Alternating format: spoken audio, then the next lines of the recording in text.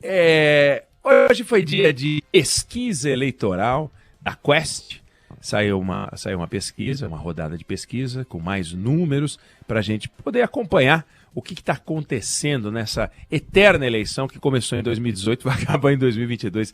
É o mandato mais eleitoral de todos os tempos, né? A gente teve muita política, muita discussão eleitoral e menos discussão governamental, o que é uma pena.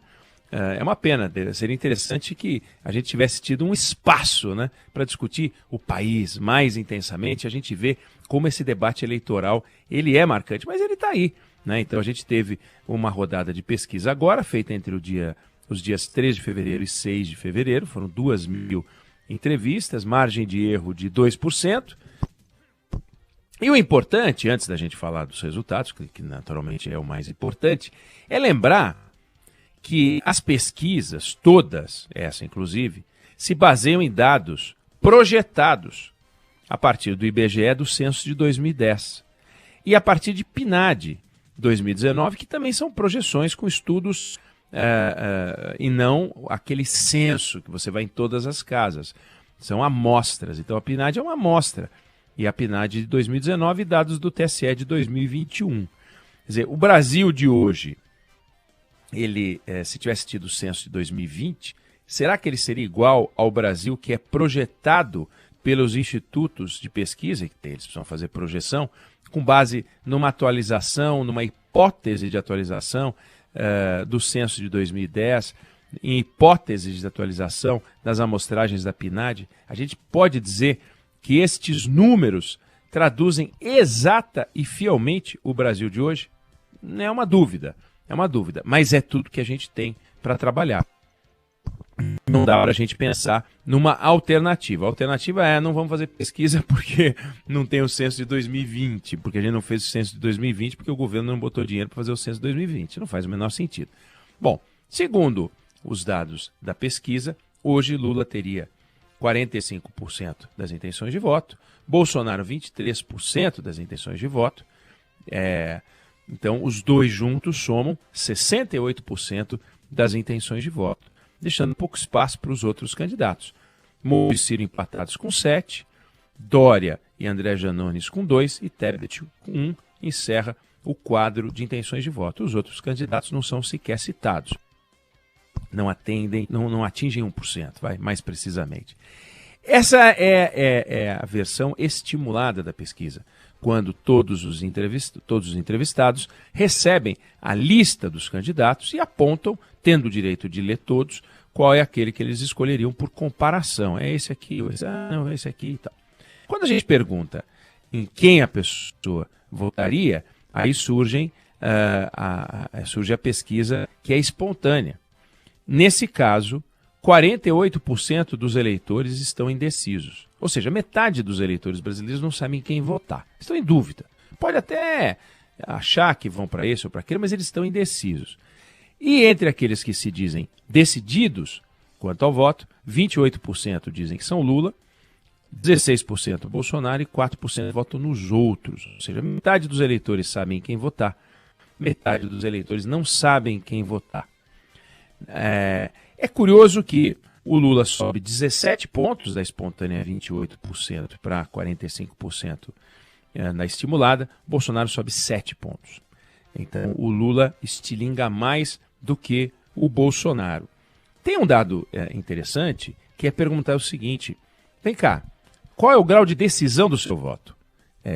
74% daqueles que dizem que vão votar no Lula dizem: olha, eu não vou mudar. Eu sou Lula e acabou. Ou seja, 3/4 dos votos do Lula são decididos. E 65% daqueles que dizem que vão votar no Bolsonaro dizem: minha escolha está resolvida. Então, em tese, 25% dos eleitores do Lula podem mudar e 35% dos eleitores do Bolsonaro podem mudar. Números arredondados. A situação, portanto, é um pouco melhor para o Lula do que para o Bolsonaro, com relação à decisão de votos. E muito melhor, claro, quando a gente olha o cenário do voto estimulado. Aí a gente vê alguns dados que são curiosos.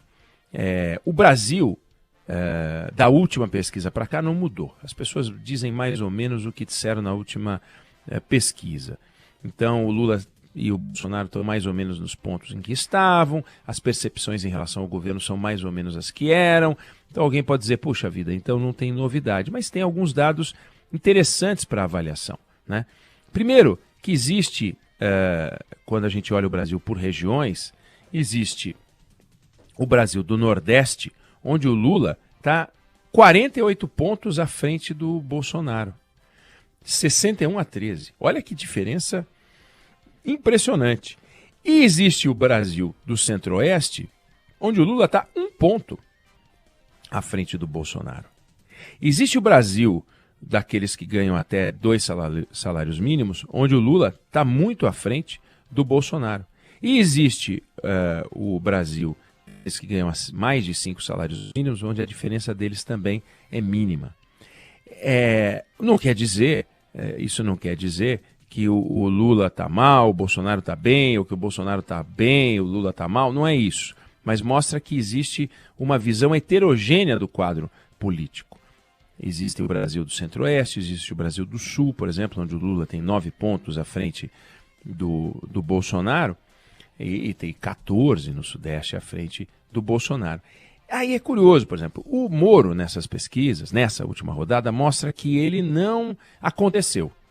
Mas ele tem uma pontuação no Sul, que é expressiva, comparada à que tem no Nordeste, que é onde o Bolsonaro tinha um dos seus redutos. Então ele atrapalha o Bolsonaro na região onde o Bolsonaro precisa para compensar a fragilidade que ele tem no Nordeste, onde é impressionante. Ele só tem 13% das intenções de voto, só 5 a mais que o Ciro no Nordeste.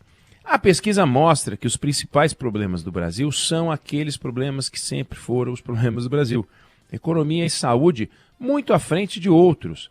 Muito à frente de corrupção, mas muito à frente de corrupção. Então, economia e saúde. Saúde / pandemia. Então, pandemia é uma variável importante. Nessa pesquisa, quando a gente olha a situação do Bolsonaro na comparação com outros candidatos que tentaram a reeleição, a gente vê que o Bolsonaro hoje ele tem 51% de rejeição nessa pesquisa, quando os candidatos de avaliação negativa, quando os candidatos que disputaram a reeleição e venceram, que foram FHC, Lula e Dilma, tinham na casa de 20%, 21% no caso do Fernando Henrique, a 27% a Dilma. Bolsonaro 51%. Ou seja, é muito alta. A situação do Bolsonaro é complexa, não é fácil. Imaginar que os outros 3 candidatos que se reelegeram tinham mais ou menos entre 1/5 e 1/4 dos eleitores fazendo uma avaliação negativa dele, entre 1/5 e 1/4. Hoje, mais de 50%. Então, o Bolsonaro tem muita coisa para mudar. Mas, esse é o quadro geral, tem outros dados da pesquisa que a gente pode ainda discutir mais para frente. Mas o eleitor, quando ele responde a uma pesquisa, ele está reagindo à realidade do momento. E na outra ponta, os políticos estão agindo para modificar a realidade do momento. O eleitor não age para modificar a realidade, ele reage. Ele é perguntado e ele dá a opinião dele.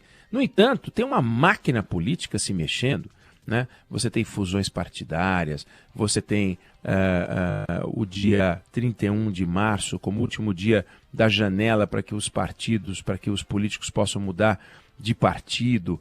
Então você tem uma série de mudanças que aparece como uma preocupação de todos, está dentro dessa questão econômica. Esses números vão mudar, os partidos vão se organizar de uma forma diferente, o Sérgio Moro vai seguir adiante, o PSDB vai trair o Dória e criar novas conversas, as alianças nos estados, como é que vão ficar? Quem serão os candidatos nos estados? Quantos candidatos vão ter em cada estado? Como é que vai ficar o jogo de palanques? Qual vai ser a força desse ou daquele candidato nos colégios eleitorais para o governo do estado, para o Senado? como é que os prefeitos vão se mobilizar. Então, todo esse arranjo e rearranjo que vai avançando com o tempo vão ser aferidos nas rodadas seguintes, nas próximas rodadas de pesquisa dos vários institutos de pesquisa. De forma que, quando a pergunta é em quem você votaria se a eleição fosse hoje, ela é muito real, porque os políticos não param de se mexer. Se você pegar a agenda dos principais políticos brasileiros, eles estão num tititi profundo, porque o objetivo deles é interferir para poder modificar. Então, a gente não acredita em terceira via, tal, mas eles estão se mexendo para ver se eles conseguem alguma coisa nesse campo. Então, tem muita coisa ainda para acontecer. O governo não parou, o governo está se mexendo.